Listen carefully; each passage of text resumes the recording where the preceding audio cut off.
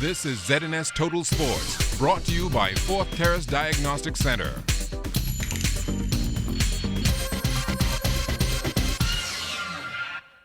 This is your first look at sports. I'm Jonathan Benson. The Bahamas Basketball Federation's annual Summer of Thunder series has been a big hit for visiting college teams since its inception. And according to First Vice President Mario Boleg, the biggest problem they've encountered so far is finding a way to accommodate all the teams that want to take part.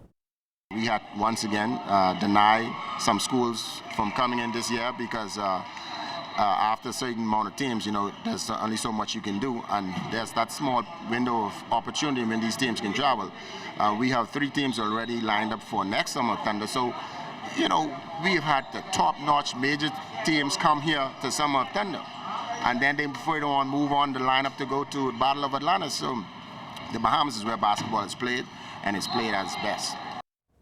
Now, I asked whether or not they have plans to add any other tournaments to the schedule. This is what Boleg had to say. The Bahamas Basketball Federation has a lot of drawing on the board, and you will see that eventually come, and hopefully we're also looking at maybe even having a Christmas tournament, to say, not just a scrimmage game, but where Division I teams can probably come and compete against themselves. We're also looking at something even maybe in the high school realm. Well, Black Point Exuma hosted one of 4 regattas during the Emancipation Day holiday weekend. Black Point, of course, only features the C class, but some of the top sloops were in competition. Long Island had strong representation in Black Point this year, and so it was only fitting that when all the points were tallied, it was the pride and joy of Salt Pond, barely legal, carting off with the overall championship.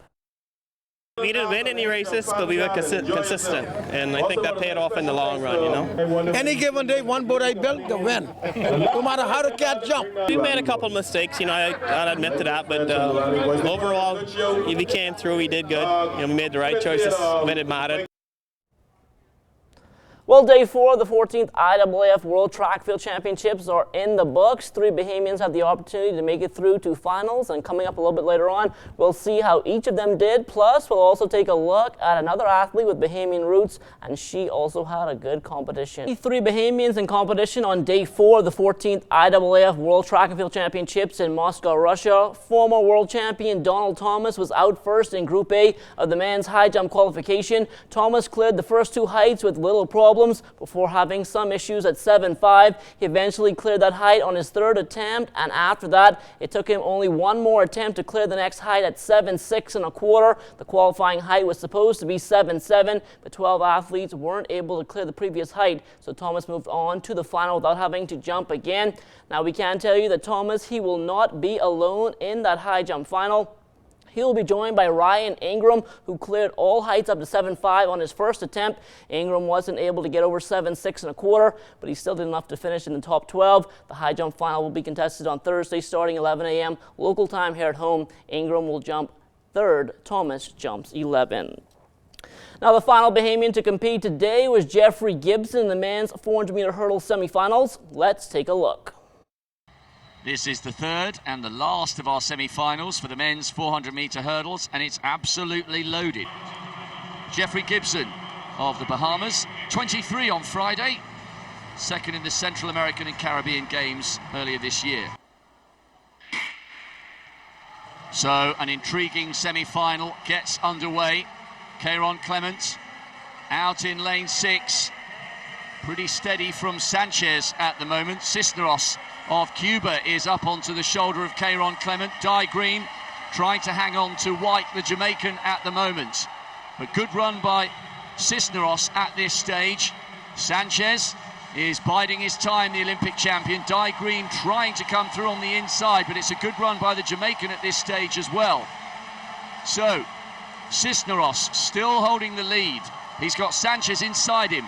Kieron Clement trying to come through now into one of those 2 automatic spots. This is a brilliant run by Cisneros, the Cuban. He's going to take it. Sanchez also there.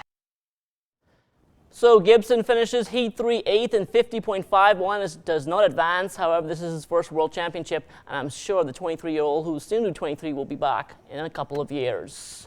Now, we don't have any Bahamians competing in the women's heptathlon at this year's World Championship, but Katarina Johnson-Thompson, the daughter of Ricky Thompson, our own audio man here at ZNS, she had a tremendous showing. Johnson-Thompson was in medal contention after the first couple of events yesterday, but she didn't fare too well in her weakest event, the shot put, and that meant she had some work to do on the final day of competition. By the time the 800 meters came around, Johnson-Thompson back in the top 5, and with this being the last event, she gave it all she had. In fact, Johnson-Thompson ran a personal best 2:07.64 to finish her heat second. That, however, would not be good enough to move up. So Johnson-Thompson finishes 5th overall with a personal best of 6,449 points. And there's no doubt Ricky is a proud father tonight. And why shouldn't he be? His daughter definitely has a bright future ahead of her.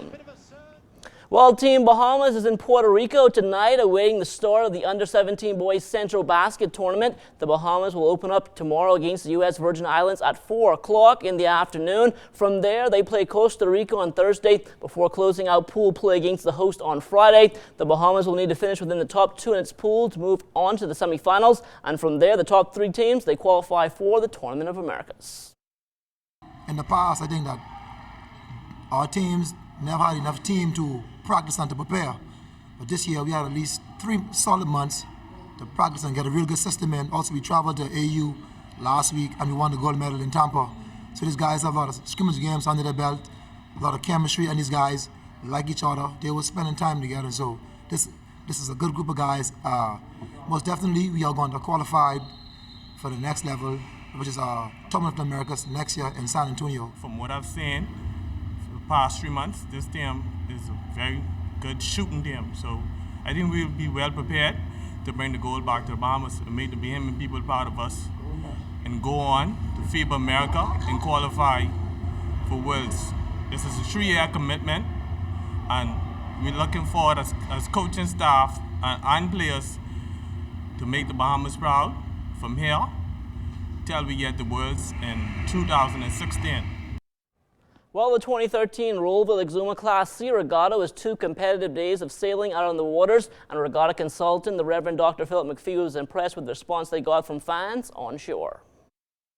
Rollville now has moved up a notch in terms of participation, organization, and togetherness. It's thousands of people who are here, and that tells you that this regatta is growing very well.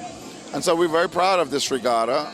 And I will be talking with my minister in reference and how we can make this regatta even better in terms of financing from the government point of view, and we will certainly be assisting them in trying to secure corporate sponsorship. This is one of the top regattas, if not the top C-class regatta in the country today. It has proven itself today by how many people on the shore watching this regatta. That has not been happening in terms of regattas, but the regatta was black with people watching this regatta. They came from all over the Bahamas. Well, it's been another banner year for the Freedom Farm Baseball League, and according to Coach Arnold Forbes, they have a simple recipe for success. Baseball is about discipline. Freedom Farm, on a yearly basis, has roughly 800 young men from January of the beginning of the year, January, until June. So that is the perfect opportunity to influence young men and what they do. And you have them under your control for that period of time. And trust me, if you look at graduates of that program, that Freedom Farm program, they're there from they're 4 years old until, most of them, until they're 18 years old. It plays a role in keeping them off the streets.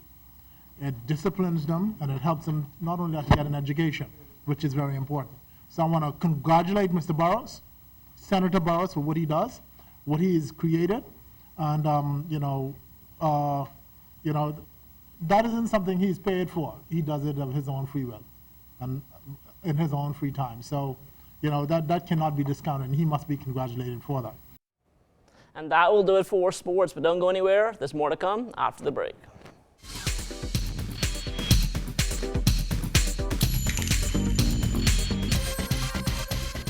This is ZNS Total Sports, brought to you by Fourth Terrace Diagnostic Center.